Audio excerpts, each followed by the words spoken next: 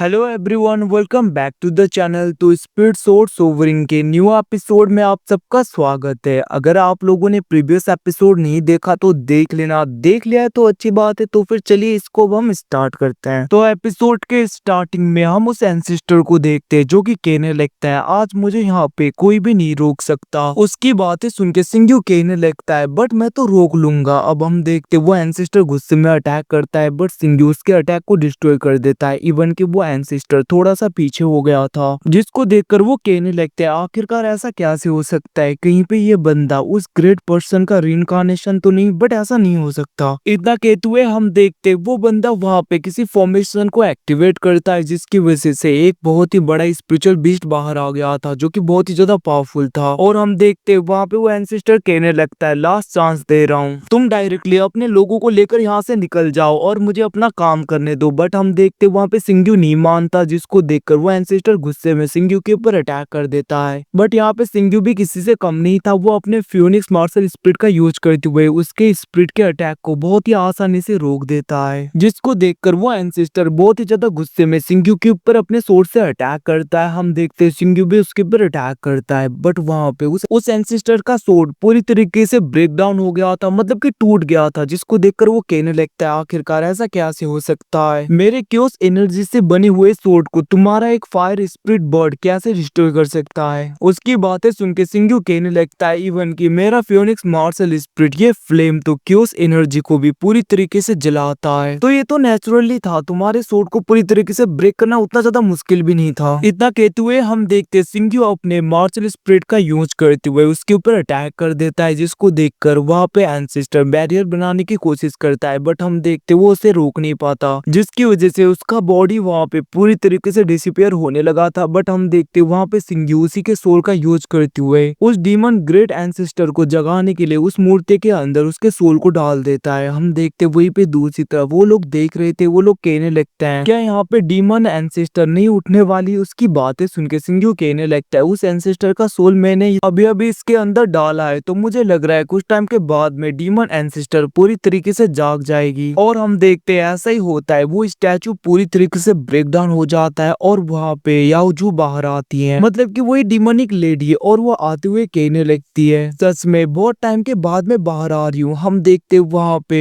वो 20 सीनियर कहने लगता है, मास्टर क्या आपको मैं याद हूँ? हम देखते वहाँ पे वो डीमन लेडी मतलब कि याओजू कहने लगती है, तुम तो पहले बहुत ज्यादा रोते थे बचपन में, इतने ज्यादा बड़े हो गए तुम। हम देखते वहाँ पे एकदम से याओजू ड्रैगन एंसेस्टर के उस स्पिरिट को पकड़ते हुए कहने लगती है, देखो मेरे 9th फ्लोर का क्या हाल कर दिया, तुम्हें तो मैंने इस टावर को गाइड करने के लिए रखा था ना। अब याओजू की ऐसी बातें सुन के वो ड्रैगन एंसेस्टर कहने लगते हैं, मुझे माफ कर दीजिए मास्टर, ये मेरी गलती नहीं है, यहाँ पे मैंने कुछ नहीं किया, दूसरे लोग आके फाइट कर रहे थे, उन्होंने सब कुछ ब्रेक किया। अब उसके ऐसी बातें सुन के हम देखते याओजू उसे छोड़ देती है। वो कहने लगते हैं, तुम अच्छी तरीके से ध्यान नहीं रख सकते और दूसरों के सर के ऊपर सब कुछ डाल रहे हो, ऐसा करना अच्छी बात नहीं है। और हम देखते वो आगे की तरफ आ रही थी, वो कहने लगते, आज सच में बहुत ज्यादा डीमंस मारे गए, मेरे क्लैन के इतने ज्यादा लोग मारे गए। इतना कहते हुए हम देखते वो आगे की तरफ बढ़ रही थी, जिसको देखकर दूसरी तरफ वहाँ पे मेटल बीस्ट मास्टर मतलब कि वो 20 सीनियर आगे बढ़ते हुए कहने लगता है, मास्टर ये सब कुछ यहाँ पे उन लोगों की वजह से हुआ है, वो सब लोग ऐसी हरकतें कर रहे थे जिसकी वजह से वो लोग मारे गए। हम देखते वो एकदम से आगे आते हुए सिंग्यू के आगे ग्रीट करते हुए उसे वहाँ पे बिग ब्रदर बुलाती है, और हम देखते वो वहाँ पे कहने लगते, ब्रदर सिंग्यू आपका बहुत बहुत थैंक यू, अगर आप नहीं होते तो मुझे नहीं लगता मैं पूरी तरीके से जाग पाती, ये सब कुछ आपकी वजह से हुआ है। ये सब कुछ सुन के वहाँ पे दूसरी तरफ ड्रैगन क्लैन के वो प्रिंसेस सोचने लगते, क्या बिग ब्रदर डीमन एंसेस्टर याओजू तो यहाँ पे सिंग्यू से कितनी ज्यादा बड़ी होंगी उम्र में, फिर भी यहाँ पे बिग ब्रदर बोल रही है, पता नहीं आखिरकार ये करना क्या चाहती है। वहीं पे दूसरी तरफ हम देखते हैं याओजू कहने लगते हैं, ब्रदर सिंग्यू तुमने मेरी बहुत ज्यादा हेल्प की है, आखिरकार मैं तुम्हारी हेल्प क्या कर सकती हूँ, तुम मुझे बता सकते हो? उनकी बातें सुन के सिंग्यू कहने लगता है, मुझे आपसे कुछ पूछना है। और हम देखते वो डायरेक्टली रीइंकार्नेशन रिलम में लेकर आ गया था, और वो कहने लगता है, आप प्लीज इसे रिवाइव कर सकते हो? अब उसे देखते हुए वहाँ पे याओजू कहने लगती, ये तो बस एक सोल है, वैसे भी रीइंकार्नेशन रिलम में सोल पूरी तरीके से डिसअपियर होता रहता है, मैं पूरी तरीके से गारंटी तो नहीं दे सकती, फिर भी मैं ट्राई करती हूँ। इतना कहते हुए हम देखते वो वहाँ पे अपने पाव का यूज करने लगी थी। बट हम देखते वो अपने पाव का यूज करके भी उसे पूरी तरीके से जगा नहीं पाती, जिसको देखकर सिंग्यू कहने लगता है आखिरकार क्या हो रहा है, क्या ये नहीं उठेगी। उसकी बातें सुन के वहाँ पे याओजू कहने लगती है इसका सोल यहाँ पे अर्थ एंड हेवन के ट्राइबुलेशन से पूरी तरीके से डिस्टर्ब हुआ है और इसे मैं नहीं बचा सकती है, और वैसे भी 1 साल के बाद में तो उसका सोल पूरी तरीके से गायब भी हो जाएगा।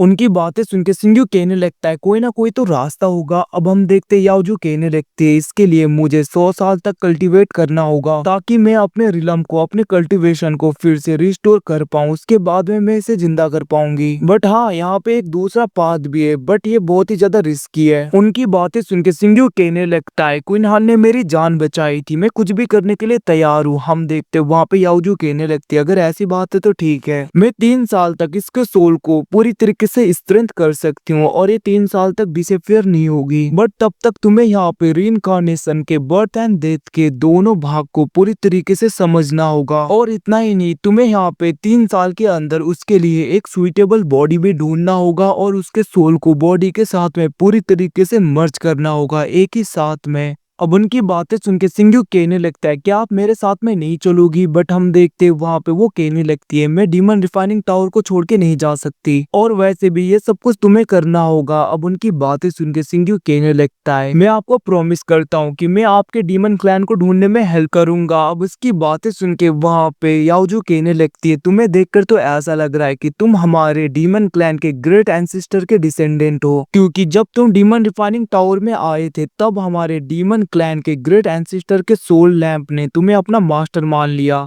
और वैसे भी ये सब कुछ तो ठीक है, बट पता नहीं क्वीन हान को देखकर ऐसा लग रहा है कि इसके साथ में मेरा कोई क्लोज रिलेशन है। हम देखते वहाँ पे सिंग्यू अब बाहर आ गया था, जहाँ पे सब लोगों को देखकर सिंग्यू कहने लगता है अब बाहर चलने का वक्त आ गया। और हम देखते वो वहाँ पे ड्रैगन एंसेस्टर को कहने लगता है तुम्हें कुछ टाइम के लिए डीमन रिफाइनिंग टावर का मास्टर बनना होगा। अब हम देखते वहाँ पे एंसेस्टर सिंग्यू को अपना मास्टर मान लेता है, बट वो कहने लगता है मैं इस टावर को छोड़ के नहीं जाऊंगा। अब सिंग्यू वो लोग जा रहे थे जहाँ पे वो कहने लगता है रुको रुको मैं भी जाऊंगा, और हम देखते वो लोग बाहर की तरफ आने के लिए निकल गए थे। वहीं पे दूसरी तरफ हम डायमंड रिफाइनिंग टावर के बाहर दूसरे एंसेस्टर उन सबको देखते हैं, और बाहर वही एंसेस्टर होता है जिसको कि अंदर सिंग्यू ने पूरी तरीके से खत्म किया था। तो मैं बता दूं जिसको यहाँ पे सिंग्यू ने खत्म किया था वो बस इसका एक सोल टाइप का था, एंड इसे कुछ भी पता नहीं चलेगा कि अंदर इसके सोल के साथ में क्या हुआ। मतलब कि एक टाइप का क्लोन टाइप का था जो वहाँ पे उनकी हेल्प के लिए इसने उन्हें दिया होगा। वहीं पे दूसरी तरफ ल्यूसियन बहुत ज्यादा घबरा रही थी। हम देखते वहाँ पे दो डीमन एंसेस्टर आते हुए कहने लगते हैं ऐसा लग रहा है ह्यूमन रेस का तो कोई भी नहीं बचेगा क्योंकि वो बहुत ज्यादा कमजोर होते हैं। ये सब कुछ कहते हुए वो लोग वहाँ पे ल्यूसियन को डरा रहे थे। तभी हम देखते डीमन रिफाइनिंग टावर का दरवाजा खुल जाता है और वहाँ पे सिंग्यू वो सब लोग आ गए थे।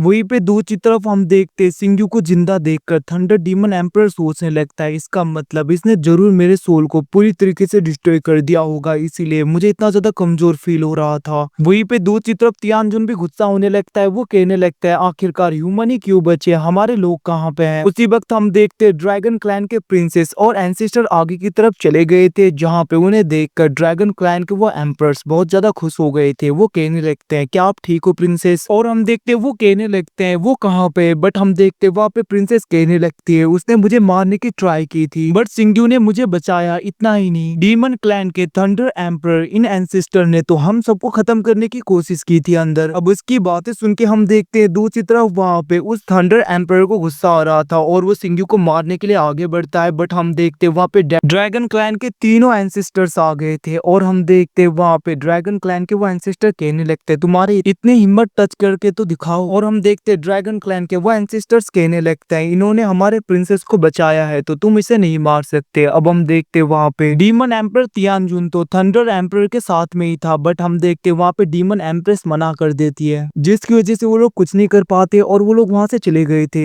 उनके जाने के बाद में सिंग्यू वहाँ पे डीमन एम्प्रेस को थैंक यू कहने लगती है। हम देखते ड्रैगन क्लैन के वो एंसेस्टर कहने लगते हैं हम कुछ टाइम के लिए अगर यहाँ पे रहेंगे तो कोई प्रॉब्लम तो नहीं है ना। अब उनकी बातें सुन के सिंग्यू कहने लगता है आप लोग भेज सकते हो, बट हाँ मंथली सब्सक्रिप्शन मतलब कि थोड़े बहुत पेमेंट तो देनी पड़ेगी। अब उसकी ऐसी बातें सुन के वो लोग वहां से चले गए थे। हम देखते वहां पे डीमन एम्प्रेस और वहां पे एम्पर तियांगजून भी चला जाता है। वहीं पे यहाँ से सीन शिफ्ट होके दूसरी तरफ हमें डीमन क्लैन के उस थंडर एम्पर को और वहां पे डार्क एम्पर को दिखाया जाता है, जहाँ पे डार्क एम्पर कहने लगता है आखिरकार तुम इतने गुस्सा क्यों हुए थे। थंडर एम्पर कहने लगता है उसने जरूर अंदर मेरे सोल को पूरी तरीके से डिस्ट्रॉय किया होगा, जिसकी वजह से मैं पूरी तरीके से इंजर्ड हो गया अंदर से। इसकी भरपाई तो उसे देनी होगी। हम देखते वहां पे डार्क एम्पर कहने लगता है ऐसा करता है हम उसके पूरे रिलेटिव को पूरी तरीके से पनिशमेंट करते हैं, उन्हें इतना ज्यादा तड़पाते हैं कि वो खुद से हमें डीमन रिफाइनिंग टावर भी दे देगा। अब उसकी बातें सुन के वहाँ पे थंडर एम्पर वो एंसेस्टर भी मान जाता है और वो कहने लगता है वैसे भी पता नहीं आखिरकार उसने हेवनली एम्पर रिलम से ब्रेक थ्रू कैसे कर लिया। पहले से पावरफुल हो गया है बट फर्क नहीं पड़ता, हमारे आगे वो फिर भी बच्चा है। वहीं पे दूसरी तरफ हम डीमन एम्प्रेस को देखते हैं जो कि वहाँ पे सिंग्यू को सब कुछ बताती है कि कैसे ये लोग प्लान कर रहे हैं उसके रिलेटिव को पूरी तरीके से खत्म करने के लिए। सिंग्यू कहने लगता है वो लोग आग के साथ में खेलना चाहते हैं तो फिर ठीक है। इतना कहते हुए वो तैयार हो गया था। दूसरी तरफ हम थंडर एम्पर और डार्क एम्पर को देखते हैं जो कि अपने डिसाइपल के साथ में सिटी के अंदर जा रहे थे। वो लोग कहने लगते हैं आखिरकार यहाँ पे कोई भी क्यों नहीं है। तभी हम देखते पीछे से सिंग्यू कहने लगता है किसको ढूंढ रहे हो। अब वहाँ पे सिंग्यू की तरफ देखते हुए गुस्से में उसके डिसाइपल कहने लगता है हम तुम्हें ही ढूंढ रहे थे। बट हम देखते वहाँ पे सिंग्यू कहने लगता है अगर मुझे ढूंढना था तो किसी को पूछ लेते, वैसे भी मैं बहुत ज्यादा पॉपुलर हूँ सबको पता है। उसकी बातें सुन के वो लोग वहाँ पे हंसने लगे थे बट हम देखते सिंग्यू अपने एनर्जी का यूज करते हुए उन्हें गिरा देता है। तभी वहाँ पे थंडर एम्पर गुस्से में सिंग्यू के ऊपर अटैक कर देता है बट हम देखते सिंग्यू उसके अटैक को डिस्ट्रॉय कर देता है। तभी वहाँ पे डार्क एम्पर भी सिंग्यू के ऊपर अटैक करता है बट सिंग्यू उसके अटैक को रोक देता है, जिसको देखकर वो दोनों एम्पर एक साथ में मिलकर सिंग्यू के ऊपर अटैक करते हैं। और हम देखते उस अटैक की वजह से सिंग्यू का सोर्ड नीचे चला गया था, जिसको देखकर वहाँ पे थंडर एम्पर कहने लगता है तुम्हारे पास में सोर्ड नहीं है अब तुम कैसे लड़ोगे। और वहाँ पे सिंग्यू के सोर्ड को पकड़ लेता है। सिंग्यू कहने लगता है ऐसा लग रहा है इसने ऊपर किसी फॉर्मेशन को एक्टिवेट किया है। बट हम देखते एकदम से सिंग्यू उसके पीछे आ गया था